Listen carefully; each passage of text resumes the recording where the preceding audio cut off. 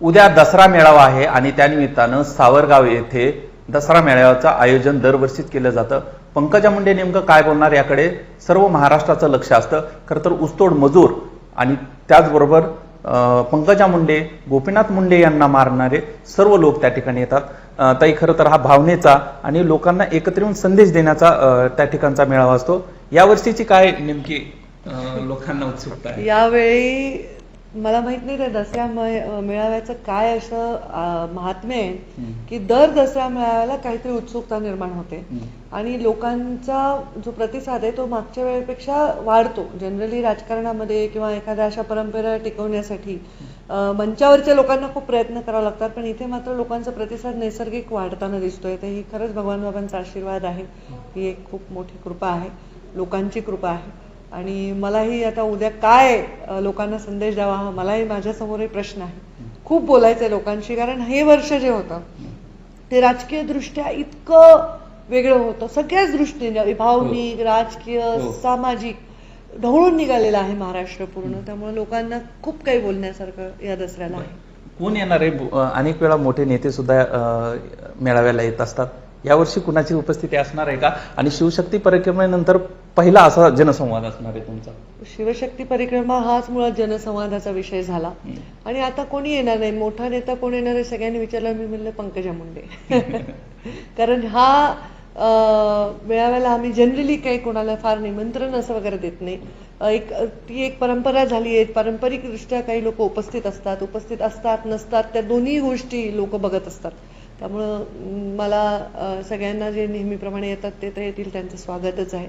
पण कोणी वेगळा नेता किंवा मोठा नेता असं काही आम्ही बोलवलं नाही. ऊसतोड मजुरांच्या कराराचा दरवर्षी मुद्दा असतो. 3 वर्षानंतर पुन्हा एकदा तो प्रश्न चर्चेने येणार. अजूनही कुठली कोंडी फुटलेली नाही किंवा दरवाढ होईल असं चर्चा नाही. अनेक संघटना ज्या आहेत त्या आक्रमक झालेल्या आहेत, संपावर जाण्याची भाषा करत आहेत. नेमकं त्या दिवशी तुम्ही तिथं काही बोलणार आहात त्यांना सुद्धा?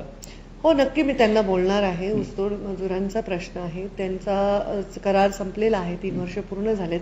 तर ते संपावर लवाद आहे. आदरणीय पवार साहेब आहे, मी आहे. पहिल्यांदा मागच्या वर्षी त्या संपाला म्हणजे मागच्या 3 वर्षाखाली संप फोडण्याचा प्रयत्नही झाला. पण ऊसतोड मजूर फेडरेशन आणि ते सर्व लोक ह्याच्यावर खूप ठाम आहेत की पंकजाताई हे म्हणतील ते आम्हाला मान्य आहे. एक त्यांची बैठक साखर संघात देखील झाली, त्यांचाही मला निरोप आला होता. त्यांच्याही संदर्भामध्ये लवकरात लवकर लवाद म्हणून तुम्हाला बोलवा अशी एकमुखी त्या ठिकाणी मागणी केली अशी माहिती आहे. एकमुखी मागणी त्यांची आहे. एकूणच हे सगळं वातावरण असताना मराठा समाजाचा आरक्षणासाठी मुद्दा पेटलेला आहे. 24 तारखेची डेडलाईन आहे. आता या सगळ्या गोष्टीकडे कसं पाहता? सरकार गंभीर आहे असं वाटतंय का तुम्हाला? मी पण पाहते की सरकारने वेळ दिलेला आहे. जरांगेंचं उपोषण जेव्हा सरकारने ते उपोषण तोडलं तेव्हा सरकारने एक वेळ निश्चित केला होता. तर मी पण पाहते की 24 तारखेकडे काय उपाय आहे.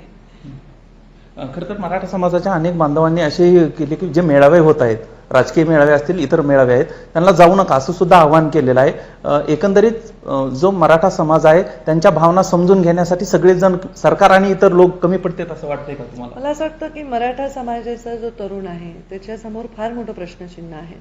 कारण त्यांचा विश्वास जर कोणावरच बसत नाहीये तर त्यांची काही चूक नाहीये. कारण मराठा समाजाचा जो समाज आणि मराठा समाजावर राज्यकर्ते किंवा मोठ्या आसामी यांच्यामध्ये कुठेतरी मोठी दरी निर्माण झालेली आहे. समाजाची विश्वासार्हता मिळवण्यामध्ये मला वाटतं राजकारणी म्हणून आम्ही सर्वजण कुठे कमी पडलो की काय असाही प्रश्न मला नक्कीच वाटतो.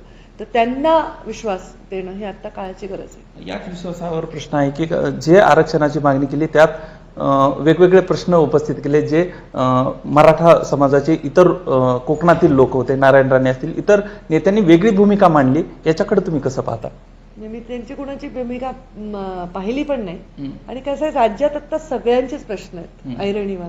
म्हणजे अगदी धनगर आरक्षणाचा प्रश्न परत पेटलाय. पण हे प्रश्न ओबीसींचे अनेक लोक अनेक पद्धतीने मेळावे घेत आहेत.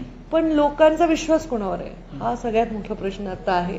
सर्व समाजाचा विश्वास संपादन करणं ही सध्या काळाची गरज आहे. आणि त्यांना खरे शब्द देणं की हे होईल किंवा हे होणार नाही हे बोलणं, याच्यासाठी खूप मला वाटतं एक अधिष्ठानही लागतं आणि खूप हिंमतही लागते. मला सर्व ह्या सगळ्या गोष्टींवर प्रचंड मी विचार करते. उद्या याच्यावर मी बोलकी होईन कदाचित. नक्की. पण ओबीसी चे जे कुणबी प्रमाणपत्र आहेत ते थेट ओबीसीत येणार. कुणबी प्रमाणपत्र मिळाल्याच्या नंतर आता परभणीला एक ओबीसीचा मेळावा होतोय, त्यात तुम्ही हजर राहणार असं हे माहिती मिळते.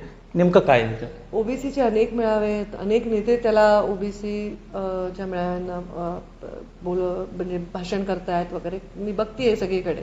पण मी कुठल्याही मेळाव्याला गेलेली नाही किंवा मला कुठल्याही मेळाव्याचं तसं काही कुठलं निमंत्रण अजून नाही. नाही, कुठल्याही मेळाव्याचं माझ्याकडे निमंत्रण नाही. मी मेळाव्याला येणार असतं तर कोणी परस्पर देत असेल तर ते लोकांनी चुकीचे. मुंडे साहेब ओबीसींना एकत्र ठेवण्यासाठी वेगवेगळे मेळावे घेतात, असे घेत होते आणि लोकांना एकत्र करत होते. पंकजाताई पुढच्या काळामध्ये ओबीसींच्या समाजासाठी एकत्र मेळावे वगैरे एकत्र मेळावे घेणं ही माझी गरज नाही. राजकीय ओबीसींना न्याय मिळणं, सगळ्या समाजांना न्याय मिळणं ही समाजाची गरज आहे.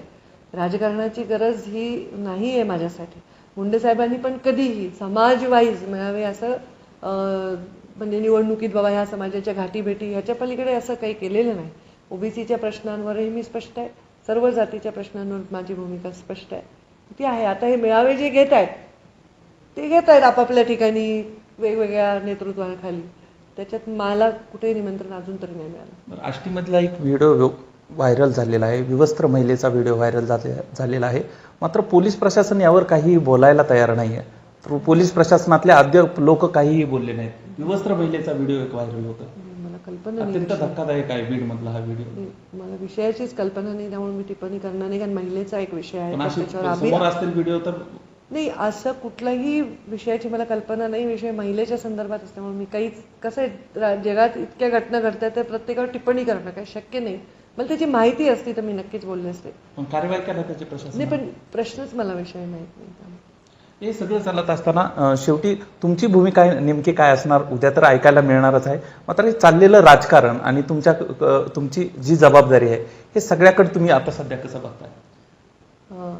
मी याच्याकडे कसं बघते, मी बऱ्याच ठिकाणी व्यक्तही झाले आणि जे काही राहिलं असेल व्यक्त व्हायचं ते मी व्यक्त होईन. सरकार जे बदल झाला त्यानंतरच्या कामावर पंकजा मुंडे समाधानी आहेत का? मी त्यांच्या कामाचं असेसमेंटच केलं नाही, कारण मी ते आल्यानंतर असा फार काळ काही लोटला नाही आहे. ते जुलैमध्ये आलं आहे सरकार, ऑगस्ट 2 महिने झालेत. त्यामुळं त्याच्यामध्ये आरक्षणाचे वगैरे विषय इतके आता सध्या ऐरणीवर आहेत की त्यांच्या प्रत्येक डिपार्टमेंटचं कामाचं असेसमेंट वगैरे करण्याचा कुणाला संधीच मिळाली नाही आणि मी ते करणारी तेवढी मोठी शक्ती पण नाही. पण असा एखादा विषय वाटला मला की ज्याच्यात त्यांचं कौतुक करावं तर मी तेही करेन, आणि असा वाटला की हे अत्यंत कौतुकास्पद नाही तर तेही मी व्यक्त होईल. शेवटचा प्रश्न, पंकजा मुंडे लोकसभा लढणार किंवा विधानसभा लढणार, प्रचारच्या यादी जी आली त्याच्यात तुमचं नाव नाही, ह्या सगळ्या गोष्टीकडे कसं पाहता आणि तुमची भूमिका नेमकी काय असणार आहे? शेवटचा प्रश्न. मला या काही विषय वर काही टिप्पणी करण्याचं आत्ता कारण नाही. मी याच्यावर ऑलरेडी व्यक्त झालेली आहे. हे खूप प्री मॅच्युअर आहे. आता मी पुढे काय करणार हे ठरवणं, हळूहळू मी काय करणार हे लोकांना दिसेलच. आणि मी का केलंय हे लोकांना मला वेगळंच सांगायची गरज पडणार नाही याचा मला विश्वास आहे. एकूणच हा जो मेळावा होणार आहे ते पंकजा मुंडे काय बोलणार याकडे सर्वांचंच लक्ष असतंय. हे खरं असलं तरी आज विविध प्रश्नावरती पंकजा ताई मुंडे यांनी आपली भाष्य जे आहे ती स्पष्टपणे मांडलेलं आहे. उद्या नेमकं काय बोलणार याकडे मात्र सर्वांचं लक्ष असणार आहे. विष्णू बोरगे, जी 24 तास, बीड. छत्रपतींचा विचार म्हणजे